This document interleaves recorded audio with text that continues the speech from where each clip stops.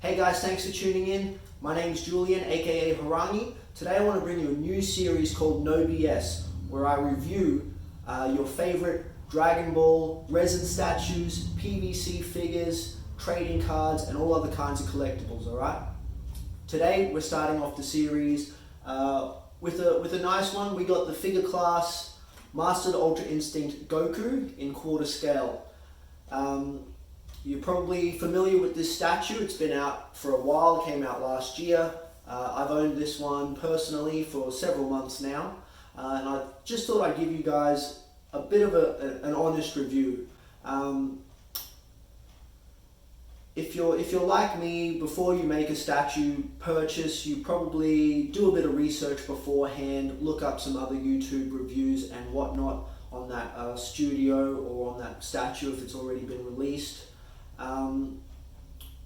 But a lot of them are a bit too positive for my liking, especially when they do an unboxing and a review at the same time. You'll find generally you're a little bit biased because of the hype surrounding an item. Whereas today I want to give you guys a brutally honest review on this statue. It's been out for a while now, so I can make an accurate review on it. I can give you guys my honest opinion, and hopefully you can take that into consideration before making your next purchase, alright? So, pros and cons of the Mastered Ultra Instinct, alright? Now this is the awakened version. There is another version where he's holding the energy ball. We'll touch on the pros first because there's a lot less pros than there is cons in my opinion.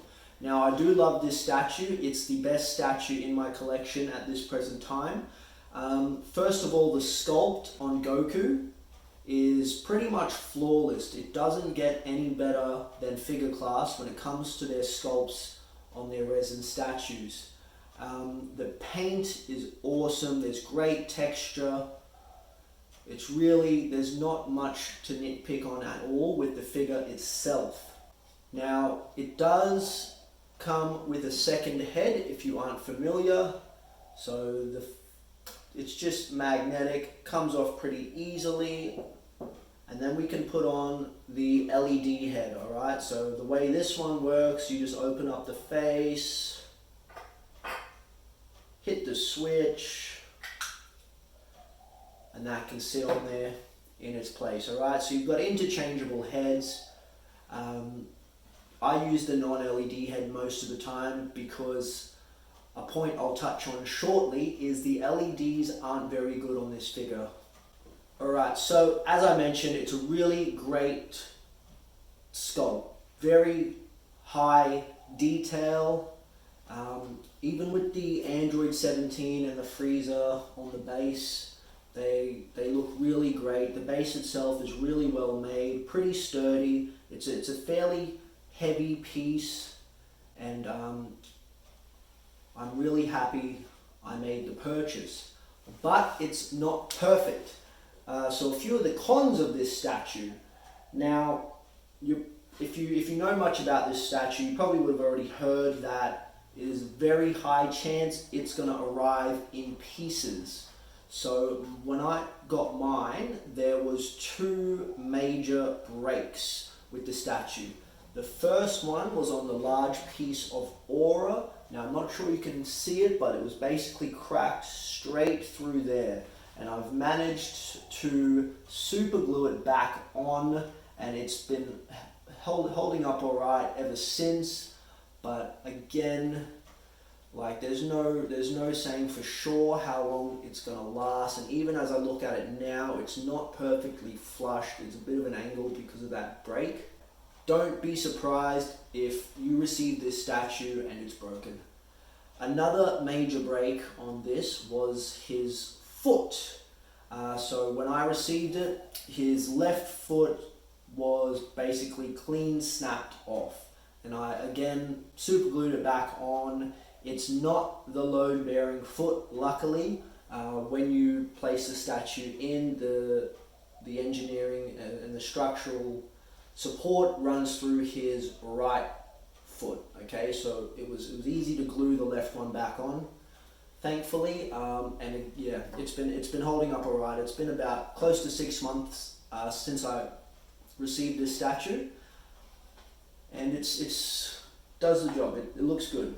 For the price you pay for this statue, those kind of things shouldn't be an issue. Second con is the base. Now, looking at the base, the quality is amazing, but to me it just seems awkward. It's not symmetrical. The excessive rocks, the freezer in the Android 17 on the base aren't really necessary in my opinion. And it does make it a little awkward to display, especially with other resin statues, just because of its asymmetry, I guess. The flames at the bottom, I'm not a big fan. They look a bit out of place. The logo is just kind of a flimsy bit of plastic. It doesn't give you any direction on how you're meant to stick that on. Some people use blue tack. Others use double-sided tape, but yeah, it just kind of clips on between the Super logo and the L letter, and that's how it's very dodgy, but it kind of holds it in place well enough, and you don't really notice it from a distance. So yeah, the logo's a bit shit, like, so many minor things that could have been done better, especially for such an expensive and good quality piece. They really kind of slacked off in a couple areas. Another one is Freezer's halo. If you can see that, it's literally just a piece of plastic that I've had to sticky tape on. Again, there was no direction on how or what you're meant to do with it. People again just use blue tack, glue, whatever. Mine's just sticky tape on there. It's literally just a piece of plastic. Alright. Another major con with this, I mentioned before, was the LEDs. Okay, so there is, I think, like 36 LEDs throughout this statue, and again the LED head that you can swap out. Now, a lot of people have the same issue. After a day or two, the LEDs basically shit themselves, and half of them, all of them, yeah, a lot of them just don't work. So that's either due to using the incorrect power source, or they're just shit quality LEDs, alright? And again, this is something you can't really fix unless you're, familiar with electronics and you have the tools available to cut open the base and get into the inner workings and stuff like that. So yeah, that's kind of one of the most disappointing things, is the LEDs. For such a great piece, and for such, considering the potential it could have, is really a bit of a bummer that the LEDs don't work great.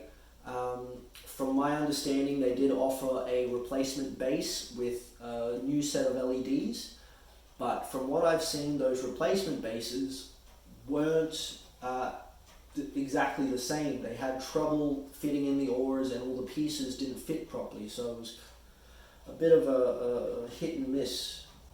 Big issue is the LEDs. The power supply, it's just a mini USB plug in the back. There's not even a switch or anything.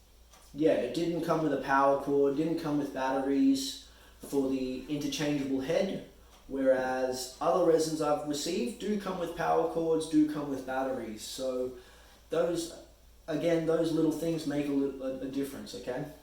So that's pretty much the gist of the statue. It is a great piece, and it's definitely a must-have if you're a fan of Goku. But it's just all those little areas where they seem to have gotten lazy. The LEDs, the design of the base, the logo, that kind of stuff really let the whole statue down, I feel. Overall, I still think it's a great statue. I'd give it like a solid 9 out of 10. The sculpt is flawless, the paint is great, there's good texture on the clothing. But yeah, those issues with it, the broken aura, the broken foot, the broken LEDs, like, it kind of just brings the whole thing down. If you're not big on using the LEDs, then it's probably not going to be an issue. Like, I'm happy just having it sit there in my display without any LEDs, and it looks fine. But yeah, it's just missing that little bit of potential that really could have taken it to the next level and made this figure one of the best, if not the best, Ultra Instinct Goku available.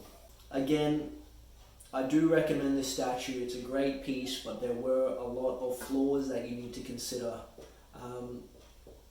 especially for the price. Now, I didn't pre-order this statue. I purchased this after it had already been released, so I paid a little bit more than most people. All up, it cost me 1,500 Australian dollars shipped, which isn't too bad, but I could have saved a couple of $100 if I had pre-ordered sooner. Now, I bought this straight through the Figure Class website, which is resincollection.com. The communication with them isn't great. It's probably another downside, but I mean, I got the statue in the end, which is all that really matters. From the date I ordered, they shipped it about 7 days later. Now, I had to email them to confirm it had been shipped because they didn't provide any confirmation or tracking at all until I had emailed them. And then from the day it was shipped, I think it took about 4 weeks for it to arrive in Australia. So yeah, hopefully that was a helpful video, guys.